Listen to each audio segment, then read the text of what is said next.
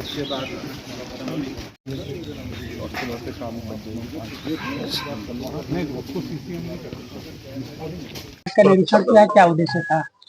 कि आज क्योंकि सावन स्टार्ट होने वाला है और प्रथम सोमवार 3 तारीख को रहेगा और उसके बाद यहाँ पर जो कि परंपरा है इस जनपद में कि प्रत्येक सोमवार को भारी संख्या में श्रद्धालु घरों से निकलते हैं और जल लेकर फिर अपने अपने नज़दीकी शिवालय या आस्था के अनुसार जल चढ़ाते हैं भगवान शिव को। तो उसी की तैयारी यहाँ पर आज देखी गई है क्योंकि ये हमारा प्रमुख घाट है। लगभग 80% श्रद्धालु यहीं पर अपना मूवमेंट करते हैं और बहुत इंपॉर्टेंट घाट है ददरी घाट। तो यहाँ पर सुरक्षा व्यवस्थाएं देखेंगे, पिछली बार जल स्तर बहुत ज़्यादा बढ़ गया था तो उसके अनुसार भी हम लोग पूरी तैयारी इस बार भी रखेंगे। अभी 15 दिन है प्रथम सोमवार में, लेकिन हमारी तैयारी उसी तरह की है जैसी पिछली बार थी और सुरक्षा व्यवस्था भी है। दूसरा, जल लेने के उपरांत सभी श्रद्धालु यहाँ से, अधिकतर श्रद्धालु कुछ अपने अपने नज़दीकी शिवालयों में भी जाते हैं लेकिन अधिकतर श्रद्धालु महार धाम जाते हैं जो कि थाना मर्धा क्षेत्र में स्थित है। महार धाम का जो पूरा रास्ता है और जो हमारा हाईवे एक साइड से है जो कि मऊ बॉर्डर से शुरू होके और वाराणसी बॉर्डर तक जाता है, एक साइड से हाईवे पूरा हमारा ब्लॉक रहता है सैटरडे शाम से लेके मंडे मॉर्निंग तक। और वहाँ उसका ब्लॉक करने का उद्देश्य ये होता है ताकि श्रद्धालुओं के लिए वो मार्ग रिजर्व कर दिया जाता है और वहाँ पर कोई भी किसी प्रकार का वाहन अन्य कोई मूवमेंट नहीं होता है। तो उसको लेकर हम लोग की पूरी तैयारी है। पिछले वर्ष भी बहुत अच्छे तरीके से रूट व्यवस्था रही थी, सुरक्षा व्यवस्था रही थी, उसी ढंग से इस बार भी हम प्रभावी सुरक्षा व्यवस्था करते हुए सकुशल सावन का त्योहार हम लोग संपन्न कराएंगे। रात के समय में था उनकी, और जिस तरीके से कई बार छिनौती या चोरी की घटनाएं भी सामने आती, तो इस तरीके की व्यवस्था के क्या क्या व्यवस्था देखिए, पुलिस की ड्यूटी मंदिरों पर तो रहेगी, रूट पर भी रहती है विभिन्न पॉइंट्स पर। इसके अलावा कुछ हम लोग इस बार डार्क स्पॉट्स भी चिन्हित कर रहे हैं। डार्क स्पॉट्स का मतलब वो स्थान जहां पर बिजली कम है।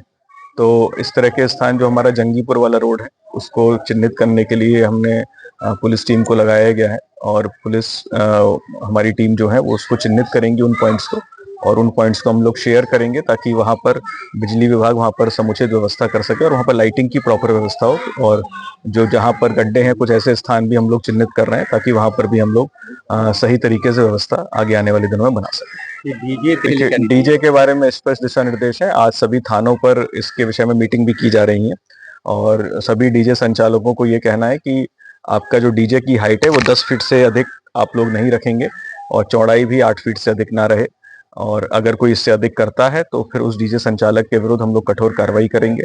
कोई भी भड़काऊ गाना नहीं बजाया जाएगा, और कोई भी अगर इस तरह का जो अनुपालन नहीं करेगा कानून का और माहौल खराब करने का प्रयास करेगा, उसके विरुद्ध हम लोग कठोर कार्रवाई भी करेंगे। उद्देश्य है इसका? देखिए, आज हम और एसपी साहब और पुलिस और प्रशासन के सभी अधिकारी यहाँ आए।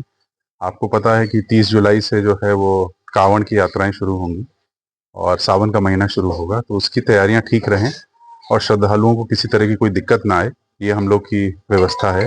चाहे उनके आवागमन में कोई दिक्कत ना हो, ताकि उनके रहने के लिए, बैठने के लिए, प्लस स्नान करने के लिए, प्लस जल लेने के लिए कोई दिक्कत ना हो, यही व्यवस्थाएं हम लोग देखने आए।